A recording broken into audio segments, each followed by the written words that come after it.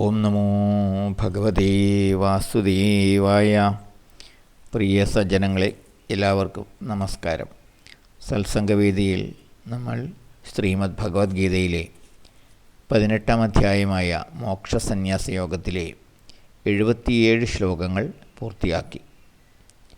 ഇന്ന് നമുക്ക് ഭഗവത്ഗീതയിലെ അവസാനത്തെ ശ്ലോകമായ 78-ാമത്തെ ശ്ലോകം നോക്കാം. യത്ര യോഗേശ്വര കൃഷ്ണോ യത്ര പാർത്ഥോ ധനുർധരഃ തത്ര ശ്രീർവിജയോ ഭൂതിർ ധ്രുവാ നീതിർമതിർമമ.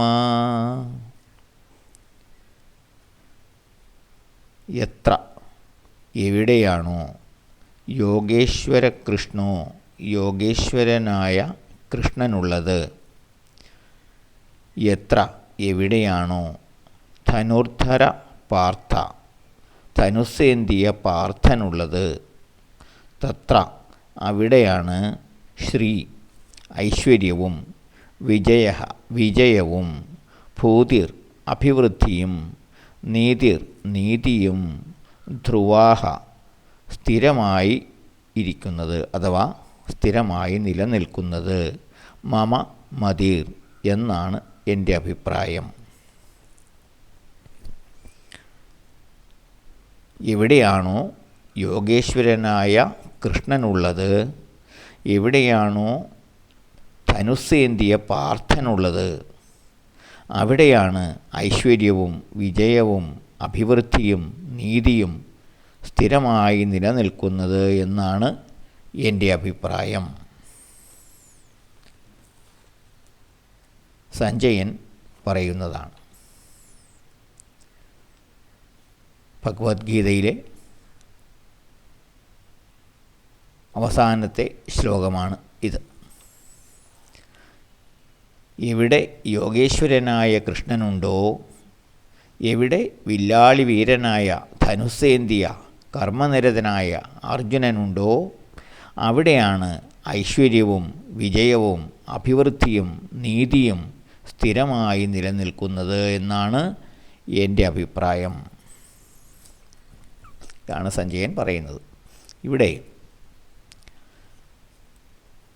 യുദ്ധം തുടങ്ങി 10-ാം ദിവസമാണ് സഞ്ജയൻ ധൃതരാഷ്ട്രരോട് യുദ്ധമുഖത്ത് നടക്കുന്ന കാര്യങ്ങൾ വിശദീകരിക്കുന്നത്. അപ്പോൾ യുദ്ധം തുടരുകയാണ്, തീർന്നിട്ടില്ല. അപ്പം ആ യുദ്ധം തീരുന്നതിന് മുന്നേ സഞ്ജയൻ പറയാതെ പറയുകയാണ് കൗരവപക്ഷം പരാജയപ്പെടുമെന്ന്. യോഗേശ്വരനായ കൃഷ്ണനും വില്ലാളിയായ കർമ്മധീരനായ അർജുനനും ഏത് പക്ഷത്താണോ ആ പക്ഷത്തെ ധർമ്മവും നീതിയും ഉള്ളൂ, ആ പക്ഷത്തെ വിജയമുണ്ടാവുകയുള്ളൂ എന്ന് ധൃതരാഷ്ട്രർക്ക് പറഞ്ഞു കൊടുക്കുകയാണ് സഞ്ജയൻ. യുദ്ധമുഖത്ത് വച്ച് 2 സുഹൃത്തുക്കൾ തമ്മിൽ നടന്ന സംഭാഷണം മാത്രമാണ് ഭഗവത്ഗീത എന്ന് കരുതുന്നവരുണ്ട്. എന്നാൽ ഉത്കൃഷ്ടമായ നീതിശാസ്ത്രമാണ് ഭഗവത്ഗീത. സകല നീതിധർമ്മങ്ങളുടെയും രത്നച്ചുരുക്കമാണ് ഭഗവത്ഗീതയുടെ കാതൽ. എവിടെ ഈശ്വര സാന്നിധ്യമുണ്ടോ, എവിടെ സ്വധർമ്മമനുഷ്ഠിക്കുന്ന മനുഷ്യനുണ്ടോ, അവിടെയാണ് വിജയം എന്നാണ് ഗീത പറയുന്നത്. സർവധർമാൻ പരിത്യജ്യ മാമേകം ശരണം വ്രജ. സകല കർമ്മങ്ങളും ഈശ്വരനിൽ അർപ്പിച്ച് അവിടുത്തെ മാത്രം ശരണം പ്രാപിക്കുക. ആ ശരണാഗതിയുടെ ഭാവത്തിലേക്ക് എത്തുക, അതുതന്നെയാണ് സമ്പൂർണമായ ജ്ഞാനം. ഈ പ്രപഞ്ചത്തിൽ ഈശ്വരനല്ലാതെ യാതൊന്നുമില്ല. ഒറ്റനോട്ടത്തിൽ ഭഗവാനും ജീവാത്മാക്കളും ഭൗതിക പ്രകൃതിയും കാലവും എല്ലാം വ്യത്യസ്തങ്ങളായി തോന്നാമെങ്കിലും യഥാർത്ഥത്തിൽ എല്ലാം ഈശ്വരൻ്റെ വിവിധ ഭാവങ്ങൾ മാത്രമാണ്. ഭഗവാനിൽ നിന്ന് ഭിന്നമായി യാതൊന്നുമില്ല ഈ പ്രപഞ്ചത്തിൽ. എല്ലാം ഭഗവാനിലടങ്ങുന്നു, എല്ലാറ്റിലും ഭഗവാനും അടങ്ങുന്നു. ഈ ഒരു ശ്ലോകത്തോടു കൂടി മോക്ഷസന്യാസയോഗം എന്ന 18-ാം അധ്യായവും ഗീതാകാവ്യവും ഇവിടെ പൂർണ്ണമാകുകയാണ്. വളരെ എളിയ തോതിലാണെങ്കിലും നമ്മൾ ഏകദേശം 2 വർഷം മുൻപ് തുടങ്ങി വച്ച ഈ യജ്ഞം ഭഗവത് കൃപ ഒന്നുകൊണ്ട് മാത്രം ഇന്നിവിടെ പൂർത്തീകരിക്കുവാൻ സാധിച്ചു.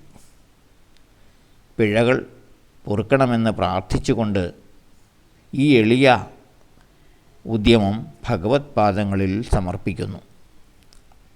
ഏതാണ്ട് 2 വർഷത്തോളം ദിവസത്തിൽ ഒരു ശ്ലോകം എന്ന കണക്കിൽ വലിയ മുടക്കങ്ങളോ തടസ്സങ്ങളോ കൂടാതെ ഈ യജ്ഞം പൂർത്തിയാക്കുവാൻ സാധിച്ചത് ഭഗവതിച്ഛയും കാരുണ്യവും ഒന്നുകൊണ്ട് മാത്രമാണ്. ഇത് ഗീതാ പഠനത്തിൻ്റെ ഒരു തുടക്കം മാത്രമായി കരുതുക. അതിൻ്റെ കൂടുതൽ അർത്ഥതലങ്ങളിലേക്ക് നമ്മളുടെ ജിജ്ഞാസയെ വളർത്തുവാൻ ഇത് കാരണമാകുമെങ്കിൽ ഈ യത്നം ധന്യമായി. ഗീതാതത്വത്തെ പൂർണ്ണമായി ഗ്രഹിക്കാൻ ഭഗവാനല്ലാതെ മറ്റാർക്കും കഴിയില്ല. അതുകൊണ്ട് വീണ്ടും ഗീതാപഠനം തുടരുക, പുതിയ അർത്ഥതലങ്ങൾ കണ്ടെത്തുക. എല്ലാവർക്കും ഭഗവത് അനുഗ്രഹമുണ്ടാകട്ടെ. ഓം നമോ ഭഗവതേ വാസുദേവായ.